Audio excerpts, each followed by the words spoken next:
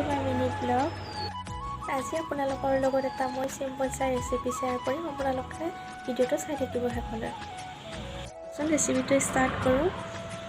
মচুৰ দাইলটো সাধাৰণতে সকলোৰে ঘৰতে বনায়। সেয়ে আজি মই কচুৰ ঠুৰিৰেনো কেনেকৈ মচুৰ দাইলখন বনাই আপোনালোকক দেখাওঁ অকণমান।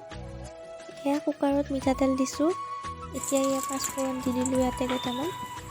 জলকীয়া পিঁয়াজ অকণমান দি ভাজি ল'ম। এইখিনি প্ৰয়োজন অনুসৰি হালধি দি দিব।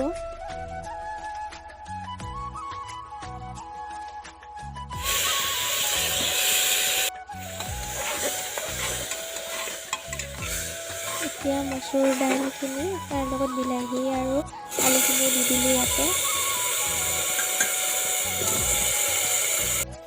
প্ৰয়োজন অনুসৰি নিমখ দি দিব। এতিয়া অকণমান ভাজি পেলাই কচুৰ ঠুৰিখিনি ইয়াতে দিব।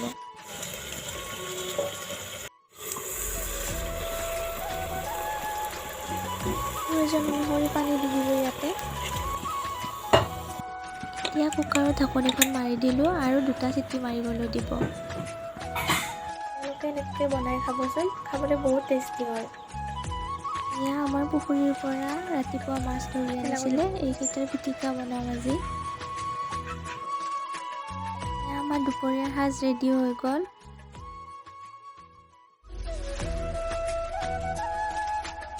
এয়া কচুৰ ঠুৰিৰে বনোৱা দালি, মাছ পোৰা, বেঙেনা ফ্ৰাই আৰু অকণমান নেমুৰ আচাৰ।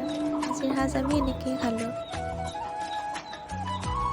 আপোনালোকে যদি এনেকৈ বনাই খোৱা নাই তেতিয়াহ'লে এবাৰ এনেকৈ বনাই খাই চাবচোন, খাবলৈ বহুতেই টেষ্টি হয়।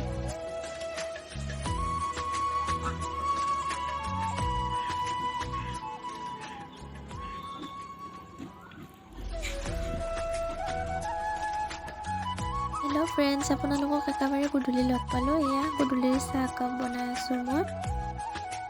মোৰ দৰে গাখীৰ চাহ কাৰ কাৰ প্ৰিয় জনাবচোন। এয়া ভাইটিৰ কাৰণে গাখীৰ আৰু মোৰ কাৰণে চাহ। ভিডিঅ'টো চাই ভাল পালে তেতিয়াহ'লে লাইক, কমেণ্ট আৰু ছাবস্ক্ৰাইব কৰি দিব। Thank U.